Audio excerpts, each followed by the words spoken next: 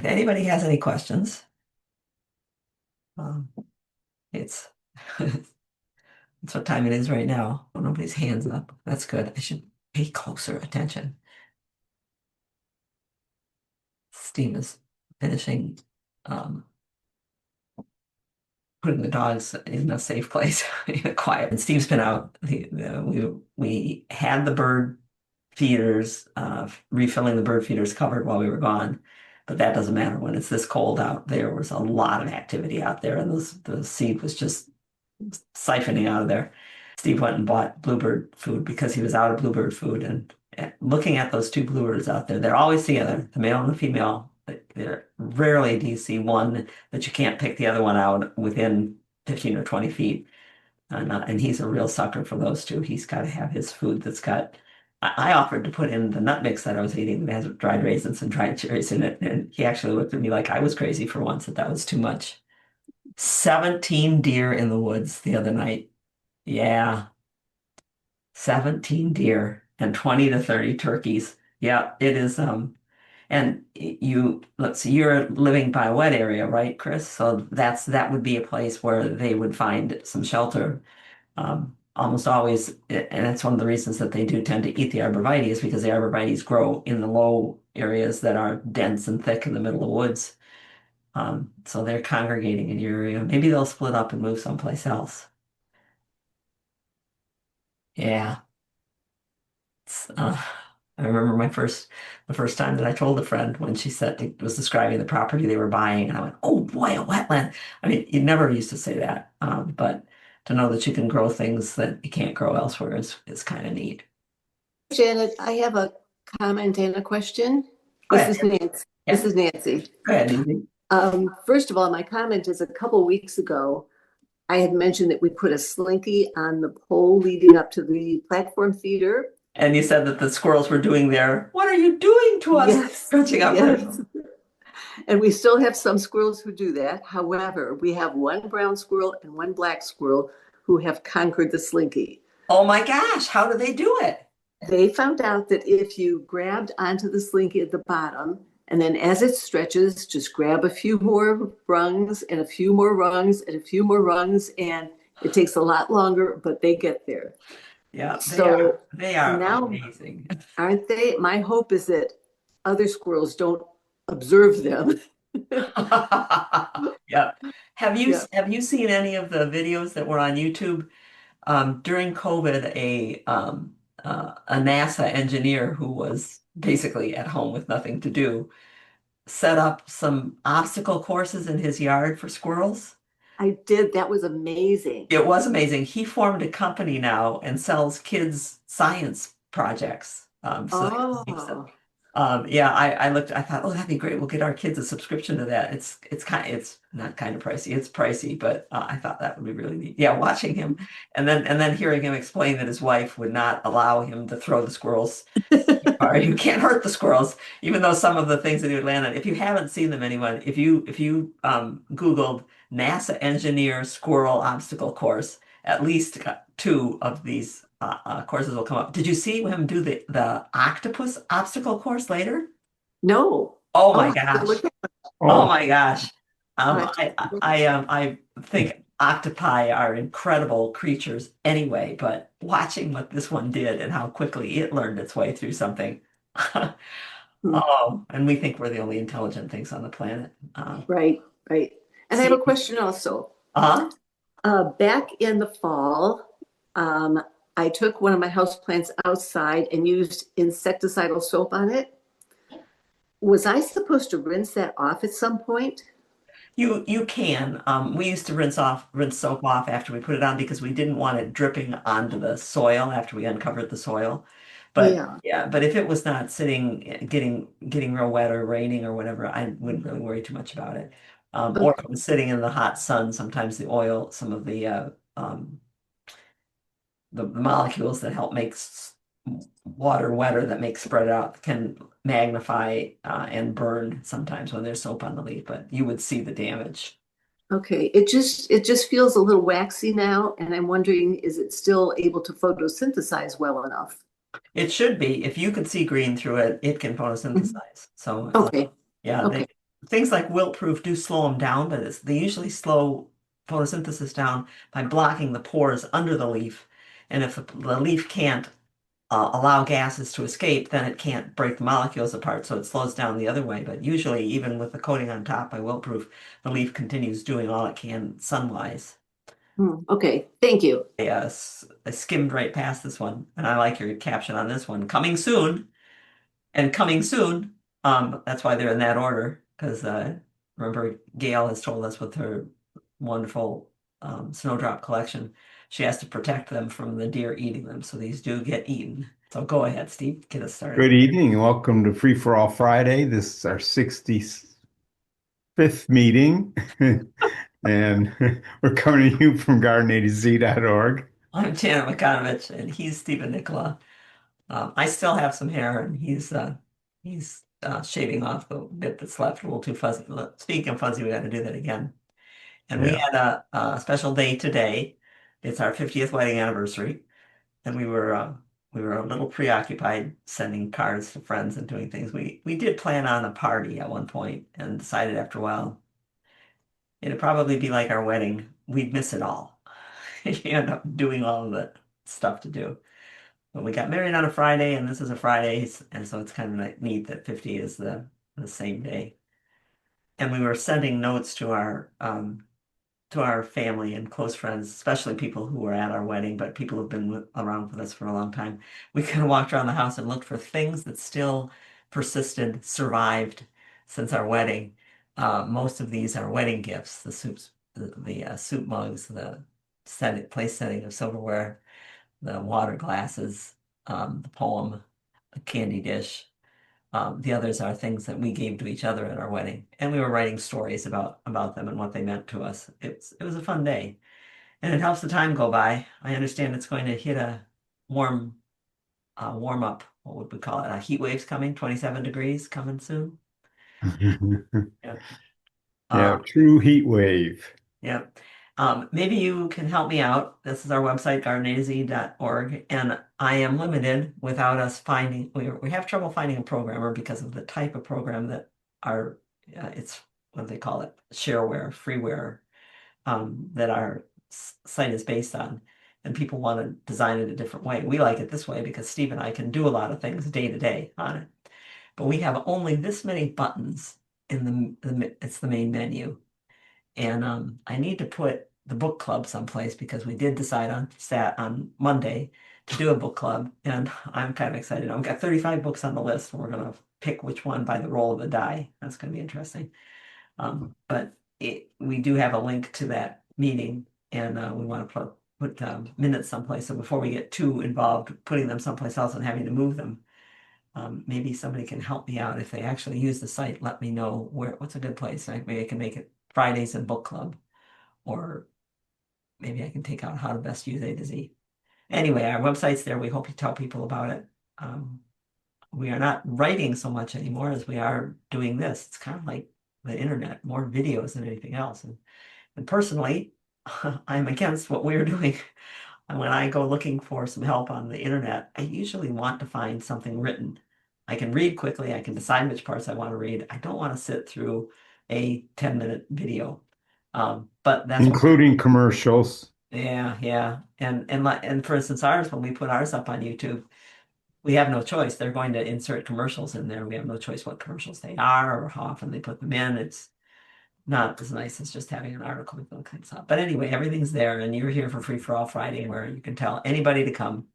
Most Fridays we're here. We're not here next Friday because next Saturday, not tomorrow, but a week from tomorrow, we have a webinar, and we don't do a night to day backup. We just strain us too much. But anytime you go to Fridays, it'll tell you when the next meeting is. May 10th. Oh, that's because I took this page a long time ago, but it'll tell you the next meeting and have a link to it, and anybody can come. We talked briefly about using food coloring to color the things you might make out of snow. I mean, snowbanks can be easily turned into a lot of different things without having to roll balls or press in particular ways. I thought I should tell you that yellow almost always, in a day or two, as it sinks into the snow, almost always turns kind of greenish. I haven't found a way to make that any different.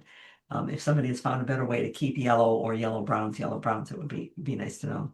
See, because they start out quite yellow, and I was even able to get kind of a brown mane on that one, but they don't stay that way, and green lions just are not as terrifying to people as others are. Questions? Don't see questions. Thank you for the congratulations. Oh, It is yes, thank you. so like we were telling some of our friends in our notes. I remember being at a party for Steve's grandparents shortly after we started dating, maybe our first formal date together, formally dressed date, and watching his grandmother and grandfather dance. And I think I turned to him and said, and if I didn't say it, I thought it as loud as No, you said it. I said, what a cute old couple. Oh my gosh. We are now the cute old couple. Well, maybe we're the cute old couple. This is what I've been doing this week, trying to clean up one of my winter projects. I love leaves. I just think they are infinitely engaging and have so much beauty on their own. And I pick up leaves that are intact when I can in order to use them to make designs. And what I've been working on right now is making the leaves that I hang on this branch that we have hanging on the ceiling of our living room in the house. It's got decorations on it that we decorate for Christmas. Then we take off some of the Christmassy ones and leave them up all year. This year I decided I just want more copper leaves. I want lots of copper leaves. So we hang the copper leaves on them. They catch the light nicely. They just give a good look to it. What I do is I take the leaf that I brought home and I lay it down on the back of this stuff. It's copper deck flashing. I lay the leaf down and outline it. Then I cut it out. And this stuff's very easy to cut with just little scissors. Um, these are not my preferred little scissors, Steve. Something happened to my things just walk around in this house. So I cut them out. This is a backing. It's not an adhesive backing. It's a backing that is adhered to the copper to allow you to be able to use it and do things to it. So I cut them out and then I peel that backing off. And that's probably the hardest part. I have to take a X-Acto blade and kind of slice under it before I can peel it off of there. And once I've got it just copper, and it's called deck flashing. I don't know. Wait, was it real expensive, Steve? People have asked It's in, you go in and you ask for where flash. their flashing is, and it's in with the silver ones, it's in with the newer types. You Yeah, I just just have to, it was on the bottom shelf at Home Depot and you had to, but it was obvious because of the copper. yeah. I knew that it existed. I'd seen it in some construction projects or something that clients were doing. So I just went and got it. But was it expensive? Because when Dave, Almost $60. okay, so it is expensive. Our friend Dave was over and said, "Wow, that's kind of expensive." So I try to put them as close as I can, and I save all pieces. Um, Anyway, I cut them out. And once I've got them cut out, which really is not hard to do at all, once I've got them cut out, then I put the veins on them. The veins are really important. They make them look like the leaves should look. Um, and I do favor oak leaves because I think oak leaves are really neat. This one is a northern pin oak and a pin oak. I didn't even realize that we had And northern pin oaks. that one's pin. Yeah, the one you're pointing to is pin oak. No, this is a northern pin oak with the Yes. three barbs on the outside. Um, and the fact that some of them are huge, I have one that would cover this whole piece here. It's too big to hang on the branch. Well, not quite this whole piece, maybe about 2/3 of the piece. It's an enormous. Catalpa would come close. Yeah, it's an oak leaf, Steve. I've got it. Oh, I Oh, think. that's right. There's some huge ones. Yeah. Yes. And then there's leaves from our not sweet shrub. What's the one called that I put in to replace the lilacs? Oh, it is sweet shrub. Kelly. Yeah. Calycanthus. This is a calycanthus leaf, and so is no, and so is this one right here. They can vary so much in size from the juvenile wood that can put lots of energy into a leaf to the ones that flowered and put less in. And then this is the seven sun shrub, It Steve. looked like it to me. Yeah, look at those, look at the ribs that it has up the middle. Three, Yeah. they're almost like Three. seated in the It, middle. Very cool. So those yeah, so I put the veins in by just taking a worn out ballpoint pen and pressing the design into them. Now this one, one of the kids were taking a liking to doing this, and they were cutting out some leaves, and I can see that one of them has her name on here. I explained to them, I look at the leaf, and you're going to make the leaves veins the same way you see it on the leaf. Well, Haley didn't notice that. Do you see that this vein does not meet the main vein with this one? And this is a maple leaf. And maple leaves, every place that you have a vein or a branch, you have a vein or a branch on the other side. It's opposite leaf. It's It's opposite throughout the opposite vein. whole tree. Right. And I think that's beautiful. And there's a vein that goes through Yeah. the top of every one of these spikes on the branch. And Haley didn't quite get that. She wasn't looking closely enough, but I like to look at that. Whereas the redbud leaf is alternate. There's a leaf on a vein on one side, then a vein on the other side, then a vein on one side, then a vein on the other side. And that's how the leaf pattern and the branch pattern is too. Yeah. Anyway, that's what I've been working on, is getting the rest of my leaves cut out. And I should have been working more on this, but I let some of these things slide. There's asterisks here by you see where it says guest speaker. I'm still working on those guest speaker things. I contact people and say, I'd like to know if you would talk about this. And in talking about it, you can turn it into this, that, or the other thing and change dates around. So I'm still working on it, but I will wrap it up in the week's time. So we'll have that there. The garden book club, we did. And wait, going back to the webinar, Deb was asking, is there a form up on the website to subscribe to the No, next no, year? there is not. I haven't changed the website at all. I've been working entirely on paper and calendars, but I will change the website. You will get a notification and Yeah. shortly. Thank you. Yeah, thank you. We did decide, those of us who came to the book club meeting on Monday or who sent someone to talk for them at the book club meeting, we decided we would have a book club. We would indeed have a book club. We'll meet the second Monday of the month, beginning February 9th. Our first book will be Education of a Gardener by Russell Page, which you probably have to buy from a used bookstore as opposed to getting it from the library, because our librarian just sent me back the list that she checked out the list that we made in books, and that's one of the ones that's not readily available through the libraries, but is worth it. So far, what we've read of it, the excerpt that we read and discussed, we decided we kind of like this guy, this Russell Page, who wrote this book. There's no, you don't have to register. Everything's free. Just come and be there. We did send out an email to everybody with the link. Was the link there, Stephen, to get into the book club? Pardon me? Was I might. No, I think I did. I put it in. You just had to put the link to the minutes. So the minutes from the first meeting are up there with a whole list of the books. We did agree that we're going to focus on books that are storytelling. Either it's the story of a real garden or a real gardener, or it's fiction that revolves around a garden, and that's what we're working on right now. And anybody can come. If we get too many people, we'll figure out how it works right now. But right now, we just kind of let people pour in and take it from there. While we were watching Sonia's house, this is Sonia and Cameron's driveway in Guelph. It's a challenging driveway to shovel because you have to put everything up on top of the retaining wall on one side or on top of the board-on-board fence on the other side. But lots of snow, lots of places to stack it. This is what Sonia and Cameron were seeing in outside Edinburgh. Now, Edinburgh is, we figured it out one time, Steve, is it 700 miles north of us? Yeah, it's quite a ways. Yeah, it's a lot further north of us, but look at it in the middle of winter. We were told when we went to visit Sonia one time that it was bitterly cold as we approached the airport. The pilot said, "Oh, it's bitterly cold. That's too bad." I said, "Oh, darn, it's cold." It was 22 degrees. It was that's as cold as it gets. But it's below 0 Celsius, Right, yeah. so So Sonia was yeah. looking out the window of the manor house. They were staying in a 200-plus-year-old manor house with a friend of theirs. And Cam went on a walk. Sonia was staying home working on one of her lectures. It's interesting how you can work all over the world and get your work put in. But Cam was taking a walk up into the hills where they go to see a waterfall when they are together. Isn't that beautiful? I might like a winter like that. Okay. Anybody else? Train your dog to pee in a cup. Wait a minute. What's train your dog to pee in a cup? I just looked down. That's all I can see of the chat because I got. That's why I haven't said anything. I can't figure that one out.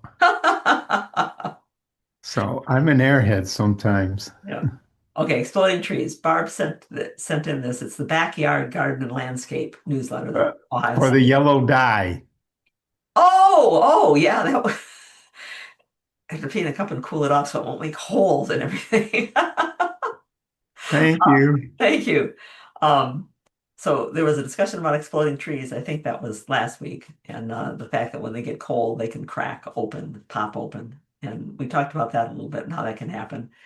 And in their usual great fashion, Ohio State has come up with just the newsletter, the bulletin on this is just loaded with great informative pictures showing you that, yeah, this probably is a frost crack. See it popped the bark right open.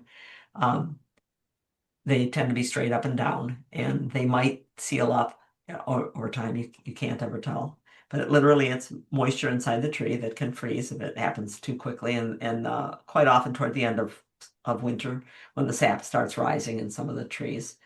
Um, and of interest to me, whoops, oh dear, I missed a picture. Okay, frost cracks tend to be straight up and down, whereas if it's hit by lightning, because I was going to tell people last week about lightning, I thought, well, let me look them up. Lightning can explode a tree. I mean, in a second's time. It's not that it just cracks open like these have done. It can explode a tree. I've seen the aftermath, and actually, I did see, although mostly heard, one get hit about 60 feet away from me. It was amazing. Lightning strikes tend to spiral down the trunk. They tend to start on one side and ratchet around. So when I went looking, my textbooks didn't have any pictures of light. And it's, how do you catch a light? You put a camera on a tree and just wait its lifetime to see it get hit. These are from people's security cameras now that pick it up. So when it's hit by lightning, the reason that they explode when they're hit by lightning is because the moisture in the cells doesn't matter if there's too much. The moisture in the cells superheats to thousands of degrees and the steam breaks the whole tree open. So you see this and then you can see all the pieces flying. You don't want to be close to this when this happens. So, boom, and flying around. So yes, trees can explode. But I would call the lightning strikes more of an explosion, whereas the frost cracks are more of popping open. We do love our trees. Are there any questions there? The book club is fun. Yes, the Yeah, book club book is club on Zoom. Yes. it is via Zoom. We are planning to record the meetings, and we figured out how to record them automatically, so Janet doesn't have to remember to hit the record button, um, so that people can kind of keep up with us if they have to miss a meeting someplace along the way. I can't take this picture out, Steve. I think it's going to become a permanent question picture. The look on this Cooper. I think this guy's probably Yeah, he's too big to be a sharp shin. yeah. He just says winter all over him.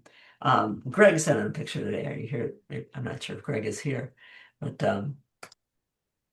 no, Greg's not here right now. But he sent in this picture. He said, I took this picture on January 29th. Look at this. There's a robin in my backyard in my heated bird bath. Yeah, we grew up. I think all of us grew up thinking that, when you see robins, oh boy, it's spring. The robins have come back. But at least 20 years ago, I think we still had strangers, Steve, when I was walking over at Waterford Oaks and came back and told you about Yeah. 100 robins that were down in the low area. Um, the robins, some of them started staying, kind of like, is it the geese that some of the Canada geese migrate now and Yeah. actually stay all year long? I was going around by Greenfield Village where they had a whole bunch of hawthorns Uh, full of orange berries. There was easily hundreds of robins in there, yeah, and I mean they they are. were sheltered because there's evergreens around there, so I wasn't surprised. We I used was surprised by the number. yeah, about that many. You don't think of robins as being in a flock like that. They are big fruit and insect eaters. We think of birds as being big seed eaters, but if you see a robin eating seed, they're probably pretty desperate. They want Yeah, their they'll be very hungry if they're eating seed. and there are at least some people who are both big in the birding and know something about horticulture who think that there's maybe a link between our increased massive use of crab apples with small persistent fruit. It started with just when you were in school, Steve, in the 80s, it was the Sergeant crab apple. Everybody knew about the Sergeant crab. Yeah. But then they came up with the yellow ones and the purple ones and they're pretty in the winter time, so more people started planting them, and that meant more food in the winter for robins. Now I feel sorry for them in a winter like this because I think just because their forebears decided one warmish winter to stick around, these guys probably don't even know how to migrate anymore. Oh, Yeah. there we go. Yeah. But what they do is what we've noticed that they do is they do congregate in groups in the winter, generally in places that are protected, so lots of shrubby thickets, so they're out of the wind, and where there's fruit. This is bayberry fruit. You'll find them eating this. You'll find them eating crab apples. They do eat buckthorn. There was a study, I think Cornell probably led the study. They do all that ornithology stuff and do it so well. There was a study on whether the birds eating buckthorn berries and Tatarian honeysuckle and what's the other one, Steve? Amber honeysuckle. There's Yeah. two really bad honeysuckle shrubs. Whether in eating those fruits, whether they were nutritionally bereft, because people said they shouldn't eat these fruits, and they found that they really didn't seem to be nutritionally inadequate in any way, although their feather colors were changed to a certain extent. So one of the places where I saw lots of them one winter was in where the buckthorn had just moved in and was thick all through. So if there's food for them, they're there. And of Yeah. course, the cedar waxwings migrate back up through early on, and they're a riot. I love the cedar waxwings, little bandit-looking face. You'll get 10 or 12 of them jump into your tree and just clean it out. Everything that's left there is gone. And when they were heading out, they would, we saw what, maybe 25 on the pokeweed, if not more. Yeah, yeah, yeah. They like pokeweed, they Yeah. like crab apples, hawthorn berries. I mean, if it's fruit, they're trying it. Marcia has noticed the birds are very active lately.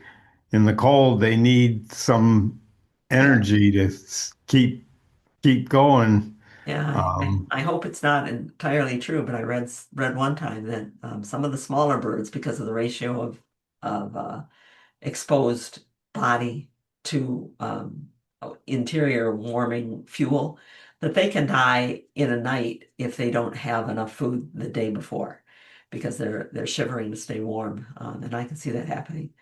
But for a while, they weren't. We had, it's been on and off sometimes. Maybe and that kind of, we know when sometimes it's when the hawk is in the area. and it's nesting season right now for some of the hawks, for them to be Yeah. establishing pairs and nesting, and they may have been more um, aggressive and moving around more. But boy, they sure were out now. I do love the titmice. I think they're just cool birds and make neat noises. Yeah, they figure it out. That was the same day you put it up. They said, let's take a look at this. Need some opinions from people or recommendations if you got them for sources for plants. Gretchen had sent in her plug, her commendation for TN Nursery. It's tnnursery.net, where she buys a lot of things small, and she says they do a wonderful job and they stand behind their plants, and she just gets it gets a good feeling every time she thinks about it. Meanwhile, there was an email from Carol. Uh-oh. I've forgotten who asked. I've got it written down. I record all this stuff. She was wondering about where someone might be buying vegetable starts. Have they ever bought them from Burpee, for instance, which because she was looking at buying from Burpee. And I can't think that Stephen and I have ever bought vegetable starts um, by mail. We generally go to the farmer's market because they have pretty much everything that we want there. Plus, a lot of times things we never even heard of, and you come home with stuff you didn't think you're going to have, or we start them from seed. But it is entirely possible that they're perfectly good plants coming from Burpee, and maybe even being grown by some of the same people who are selling to the big retail nurseries that you might be buying from a brick and mortar store. So, is anybody buying vegetable plants online?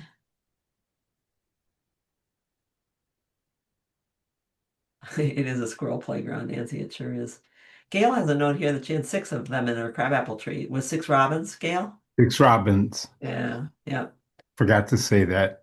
Okay, well, if you have recommendations, let us know. I did also note too, I'm sorry I forget people's names. Excuse me. I'm busy working on problems. I did note that it might not have been her bad plants last year. She said the plants just didn't do well at all. She is part of the Tollgate volunteer gardener group, and they take care of the pizza garden. She said they just didn't perform last year, and that might not have been the quality of the plants that at the root there, but the season, especially for warm plants that for vegetable plants, edible plants that like warm weather, basil, um, tomatoes, eggplants. There's quite a few of them. What are some of the other? Anyway, they need warm soil. If the soil's not warmed up, if it's not close to 60 degrees or above 60 degrees, the tips of their roots can rot. And once those cells at the end die, then rot, fungus of various kinds can get in, and the plants never overcome it through the year. They're able to keep growing, but they're fighting all the time. It's like having an infection in your skin that never goes away. It doesn't stop you from living, but it does definitely sap your energy. And last year was just not a good year for it. It was so cool for so long that that might have been the problem. And that can be a problem with people buying plants online because they're going to send them at what seems like a good time for your area, and you might be stuck holding them for a while, in which case then they might get kind of spindly. Has anybody seen any of these? Sony built one a couple of years ago that was one of the Australian plants with all of the little furry spikes. I can't think of the name right now. But this our granddaughter built this one. It's an orchid. It's a Lego orchid. It's a very cool looking thing. There's Gene says Old House Gardens in Ann Arbor does heirloom bulbs, good history, good instructions. Oh, Old House Gardens are good people. Yeah. And Gail says Schwartz Nursery has good vegetable starts, not mail order though. Yes, need soil at 60 degrees to put them in the ground. Okay, Schwartz Nursery. Yeah. And Barbara has a hand up. Oh, good, Barbara. Take it away. Yeah, yeah, you asked about Burpee. I buy from Burpee the plants, the vegetable plants, Uh-huh. and they're usually good quality. They're good sized, no bugs, and they send them in the right. So far, they've sent them at the right time. Oh, that's The great other to hear. Good. the other place I buy from, believe it or not, is QVC. They Really? usually have a special value or something, and they have like collection of plants like tomatoes, peppers, whatever. And the same thing with them. I've never been disappointed. They send them at the right time. It's the right size, no bugs. So I've been happy with both of those. Okay, running a thumbs up to both Burpee and the QEC veg plants. Thank you. Yeah, knowing from somebody who's been there is one step away because you can always order a few things and see if you like them or not. But if you can avoid that step because someone else has already taken it, that's that much better. Nancy says her daughter has a few of the Legos, and Luann says our grandkids have made a bunch of the Lego flowers and plants. So cute. They're very cute.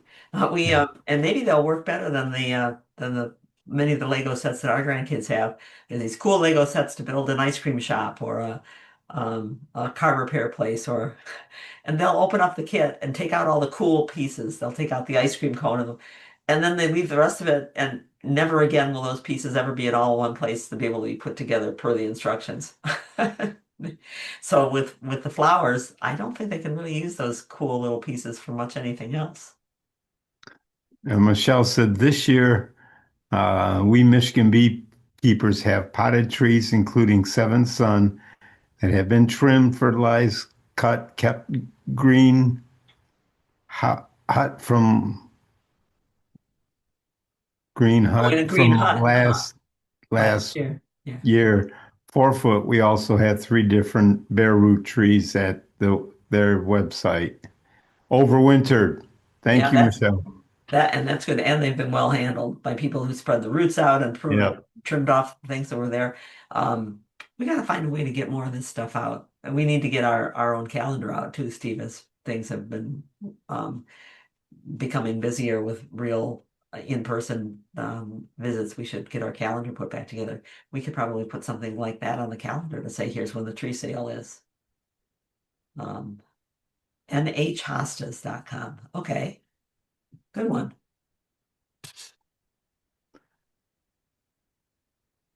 .com. Thank you, Dean. Kind of just some bits and pieces of things here. Someone after we last week went through some Garden A to Z articles and how we found them, had some questions about it. They said, how did you find that bit about the forsythia buds? Well, I didn't go in and enter the search for forsythia buds on that one. I think I'm pretty sure I found that one the way I'm about to tell you by just going to look for timely articles. I went to look for articles that were published at that little period of time. We call it winter. We have early winter, winter, and late winter, early spring, spring, and late spring. There's just 3-week periods. So I found that one just by looking through what were the topics for the time, and we were talking about the buds getting killed on some varieties, and it's Linwood Gold. I could not last week for the life of me remember the name Linwood Gold. It used to be the forsythia to have, but Linwood Gold quite often in our neck of the woods and north would bloom only at the bottom, wherever it was covered with snow. And the whole top had no flowers on it because this happens to the flower. But the ones that they're selling now, especially if they've got Northern in the name, Northern Gold, Northern Sun, they're going to bloom well for you. But these, I was trying to force these. The flower buds here are dead. Only the leaf buds are opening up. See the leaves coming? And stems that you force in the springtime, when you bring in stems to get them to bloom, that generally you can't get um, that stem, that branch, to be able to pull up enough water to support both leaves and flowers. So if they're only going to do leaves, that's all you're going to see. And Steve found things. He was just looking through, he likes 45-mile-an-hour garden, where we look at the things you see out of your car and what's going on with that. Um, that's part of that article. But I've been telling people that for me, it works much better if I'm looking for something that's time sensitive or season sensitive, to go to the What's Up button, on a phone, it'll be a menu, the little sets of bars, sets of horizontal lines, whereas on a screen at my desk, it's spread out across the top. But when you go into the menu and go and select What's Up, your next selection at the bottom, and it's way at the bottom. On a phone, you have to go all the way down to the bottom of the screen. Below all the articles and stuff that are there to get to this menu. It's one of the ways that the system's just set up for us. But there's something called ensemble editions. Those are our magazine type editions. And when I open it up, I get to choose early winter, winter, late spring. I could look at all of them if I want to, but there's about 1,200 of them in there. So I can say winter. Um, and then it'll give me links to all of the articles we have up that were published in that place in January and early February. So you can go there, and there's our articles that are the magazine types, and then there are also our growing concerns. There are a lot of them we still have to put up, but there are a lot of growing concerns already there. And if you click on the links there, it takes you to a magazine that if I click on read it, download it, we have several different terms for it, but you click on that link, it will take you out of the website and over to you're just looking at the PDF magazine, and then you can read the um, table of contents and go to the pages that tell you about versus watering. Which takes me to another bits and pieces that was left over, were some questions after last week. We talked about watering and about the plant being so dry that the water doesn't get absorbed. They said that it's not working for us. Sometimes when the soil gets really dry, especially these artificial soils that are mostly peat, you literally have to hold the plant down underwater for sometimes minutes. I've sometimes had to stack things on top of the edge, and the pot will pop up to the side and fall over. But peat is quite water resistant once it gets dry. In fact, peat that you put into the garden, I've seen people who've incorporated peat in the garden, And it's good. It's organic matter. If you don't have other organic matter to use, then you might fall back on peat. Not if you understand how they rip it out of peat bogs, but it is organic matter and can serve that purpose in the soil. But unless you wet it first, and for us that means putting the block of peat into a wheelbarrow and kneading it in water until it begins to absorb water. If you don't do that first, that peat will sit there in a dry block and fit. I'm not lying. 15 years later, I can dig up that dry block of peat that's still dry. So sometimes when you're getting this wet, because you know I've got to put this much water in it to really soak that, I figured that out when it first went in. Then you've got to get it wet first, and then once you get it wet, it can stay wet. So you have to be a little tough on these guys too much, and there's quite a bit of watering in here until it runs out the drain holes.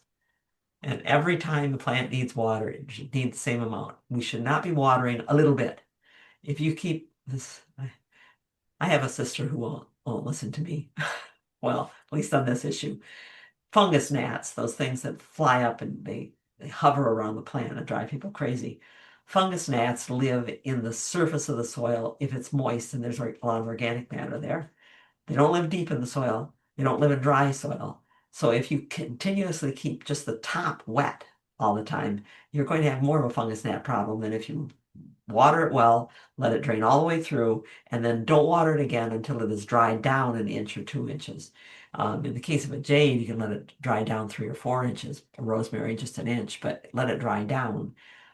It also helps to put some, if you can't get a hold of them any other way, activated charcoal poured as a mulch on top of the pot can help keep that from happening.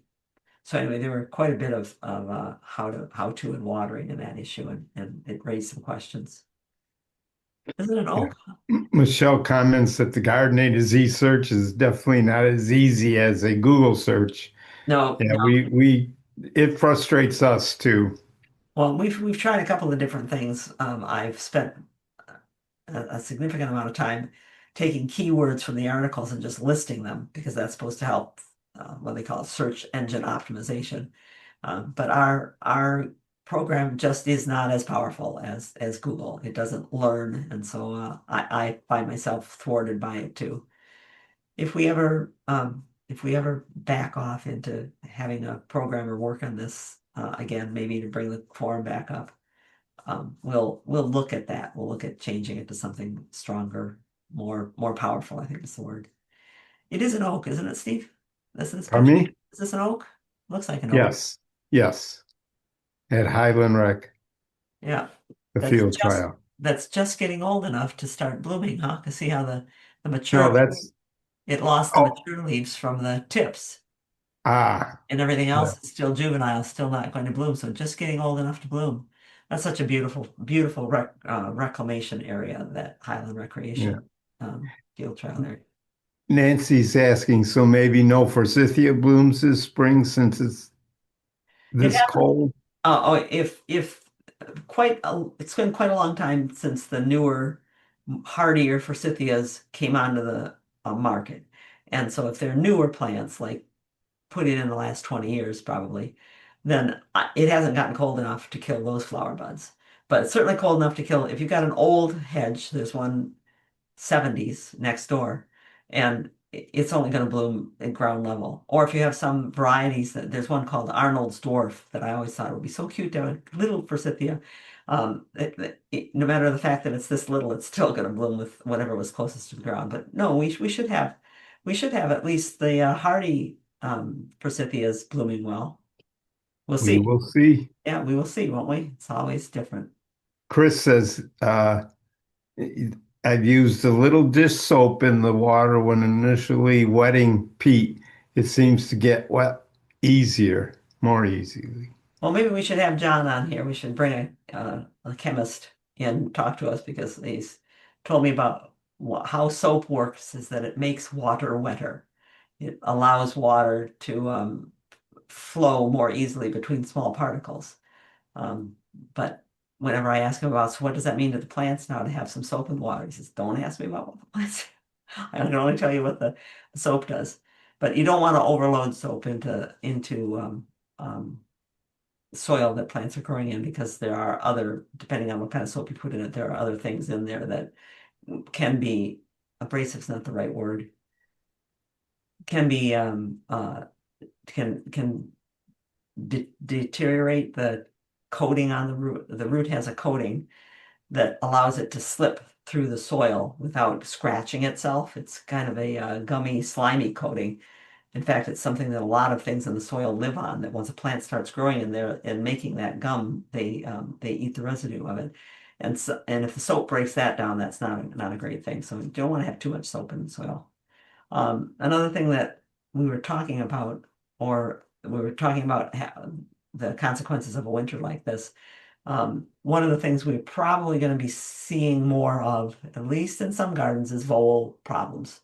When there's heavy snow cover, the voles, they are not mice, they're related to mice. The voles will come to the surface between the soil and the snow, and they gouge out these little channels.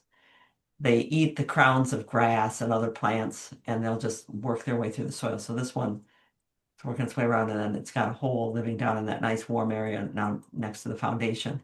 And the problem with having a lot of voles and a lot of time for voles to work is for shrubs. So I think Nancy sent these to us here. So here, or this might be mine. So here's a vole exit entrance area underneath this epimedium.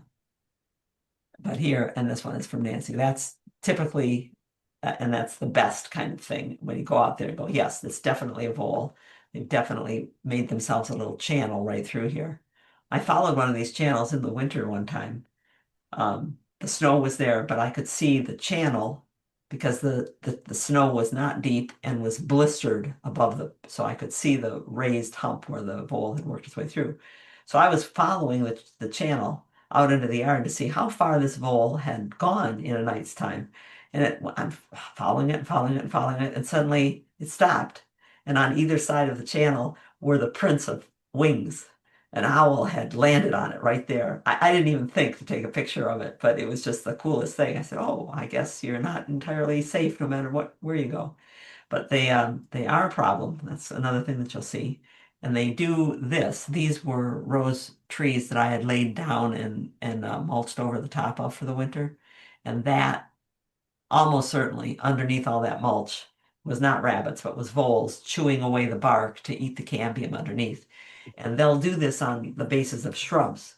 So if you have viburnums, they particularly like viburnums and burning bush. And so shortly, the weather warms up just a little bit, pulling some snow away from the base of some of your newer plants, the ones that couldn't handle being cut back to the ground, it would be a good idea to pull away the snow from them.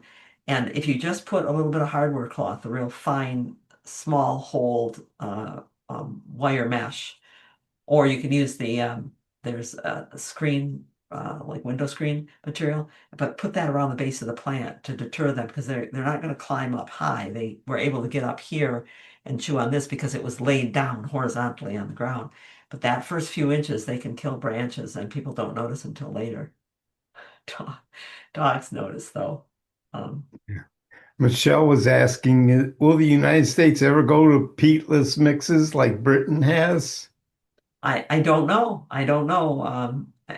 I was talking with Ruth, I think, this week, emailing back and forth with Ruth. I feel right now like everything that I was so encouraged with in the 70s, the Clean Air and Water Act that was passed, the different pollution controls, the different pesticide regulations that were coming online, I think they've all been undone now. So peat, which never got picked up in all of those things along the way, peat's like the last on the list to be protected now. They gotta redo all the rest of that stuff if they ever do.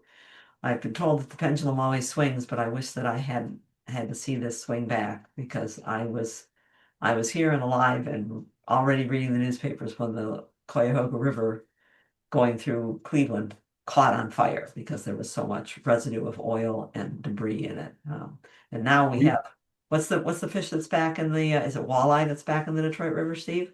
Yeah. Oh, yeah. Oh, a lot of fish are back in the Detroit River. Yeah. In the 60s, late 50s, early 60s, we weren't allowed to swim in the canal that goes between Houghton and Hancock because it was so polluted from copper mining. Yeah, yeah. Yeah. Um, Uh, Deb Armstrong reports the boxwood tree mouth now has been confirmed in Northeast Ohio as well as Southwest. yeah, but Nancy says, won't they chew through the window screen? they We can. have there They are metal window screens too, but Yeah, yeah, and you're using the metal, and they can chew through metal. Rats, mice, voles can chew through metal, but they're not going to unless they are really pressed to do that. So that's the best protection that you can give them. Um, and yeah, I thought I had heard, well, because I knew they were in New York, and coming into Ohio, but at any rate, yes, the boxwood tree moths are definitely around. Um, owner says I put my indoor plants in a saucer with about an inch of water. The water is whipped up into the pot. I repeat until the cold air reaction ceases. Capillary When I action, know that the plant has taken up what it needs, then I let it dry down for dry out a couple out a inches couple now. inches. And that's you're talking about flooding, and they do that in greenhouses on things like geraniums that have a lot of leaf diseases, and you don't want to keep the leaves moist. Are literally they're on benches that are water that retain water, like they're like tubs, or they're on a floor, a concrete floor, and they flood the floor and let them absorb the water through the bottom, and that works fine. It just doesn't work as fast as some people like to do. And you do have to remember to come back and check and say, has it soaked up? And when it doesn't soak up that last bit of water, to pour it out. Our friend Jane Sale, if anybody's in contact with Jane Sale, Suhail, I lost her. She must have changed her number. Something has happened, and I can't catch Jane. But nobody knew houseplants and indoor greenery like Jane did. And Jane always warned people. She said, you add water until you see water in the bottom of the pot, and then you leave the water in that saucer for 15 to 20 minutes to see if the plant will take that up too. And if it doesn't, pour it out, but it tells you how much water total you need to put in. So flooding is a good way to water, and especially for things that get leaf diseases. Some things, though, I would say for our bay tree, especially, and the ficus that we grew for so long, the rubber plants and the fig trees. They needed to be watered from above in order to be showered. I had to take them into the shower and shower them regularly because they had leaf pest problems that showering them off kept them clean. Deb says, took a long time, but the Cuyahoga River is now clean enough to swim in. That spot the canal through is crystal clear. It's hard to tell it different from Lake Superior, how clear it is. Yeah, yeah, they did a wonderful And you job. could definitely swim. And even Lake Erie in the Yeah. 60s and early 70s, they had all kinds of plans, and some of them were put in place to pump oxygen into the sediments at the bottom of the lake because it was putrefying so much. Anyway, pruning coming up, pruning tools, tool sharpening coming up at the Waterford Library on the 11th. That's so whatever that is, a week and a half away from now. And there's no charges, no registration, just bring your tools. We're going to do that in January, our usual time, and it was a terrible, awful driving day. We postponed it till the 11th. So if you want to come that. Bring your tools, soak them first if you want to. Put your oil on them and see if you can get them to break off some of that sap that's built up on them. Um, I think I'm at the end of the pictures that I put in. I didn't think that I was. Huh. I somehow either skipped 10 something minutes or early. you're gonna have to entertain us for 10 minutes, you guys, because I have not got anything else prepared here. Thought sure I had us taken care of. I know Yeah. you know what? I had a picture of the voles with the dogs. Yeah. Where did that go? Yeah, where did the picture of the voles with the dogs? Because the dogs The can tell you where snow the one, voles are. right? Yeah, yeah. The dogs will tell you where the voles are. We let our dogs out, and there's a Christmas tree. Maybe anyway, Anyway, sorry. there's a Christmas tree on the deck, and it's covered with snow. And the dogs stop and look in and stick their nose in there all the time. I said, I'm sure there's somebody living under there. I mean, it's a Yeah. perfect place for them. Yeah. That is a Yes, beech. that is a beech tree. Don't you just love the young beeches where they keep all that juvenile foliage and it turns that First kind of a salmony pink, and then that I love it. Which makes beech a great, that's why beech is used as a hedge so much. If I grow a beech tree, not to be a tree, but up to be about this tall, and I start cutting it every year. I just oops, I keep trimming it as a hedge. It's not going to be able to form much mature wood that can flower and produce beech nuts. It's going to keep making juvenile growth, and the juvenile growth keeps its leaves in the winter. So your beech hedge is solid. You can't see through it even in the wintertime. Those leaves are going to fall off in the spring, but through the winter, I still have a nice hedge. But it's faster growing than some of the evergreens, so that's why beech is such a popular hedge. You don't want to let it just grow. If you don't stay on top of cutting it, you're going to end up with a bunch of trees, but they're gorgeous trees. Gorgeous in the They winter. sure are. Yeah, we like to look in underneath the canopy and see those there. There's never been a beach I didn't like. Um, well, I'm going to say that if there aren't any questions, we'll just cut this off now and see everybody next Saturday who is with the webinar, or 2 weeks from now. Okay, let's see if I can get back. Sorry for flashing pictures in front of you. Well, Go. Nancy is asking, will that work with any beach? Yes, yep, Yes. do it with any beach. And you can also do that with what's the other one that they use, Steve, so much? Hornbeam. Hornbeam. Yeah, Hornbeam does a really good job of it too. Um, Some oaks might do it, but a oak hedge is hard. well, oaks don't respond as well to repeated pruning is the problem. That's what Yeah, you start ending up with problems in the wood in the oak. did we get any Elliot requests for, Sawworks in Ferndale does sharpening. Well, that's good. That's good to hear. There used to be a guy that went did you around. get any requests for projects to help with? Oh, yeah, I've got quite a few. I can't really put them on to a schedule yet until I start looking and seeing how the winter But thaws happen. Yeah. doesn't mean you can't send one in. Oh, yeah. If you've got a something to propose for us, let us know what it is. And once I get them onto a calendar, I can tell people what they all are. I'm trying to get a mix of things. Some problem diagnosis, some planting, some pruning, some design, so we can try to have a little bit of everything. Yep. Okay, so next weekend, February 7th, is the Pruning and Shaping Plants webinar. And then 2 weeks from now, February 13th is when we'll be back with a Free4All Friday. Just in time for lots of hearts and chocolates. Meanwhile, have a It's nice almost always time for chocolate, my dear. in our house it is, yes. Listen to that. In the meanwhile, have a great Groundhog Day. Yeah. I like it when Thank you all. See you soon.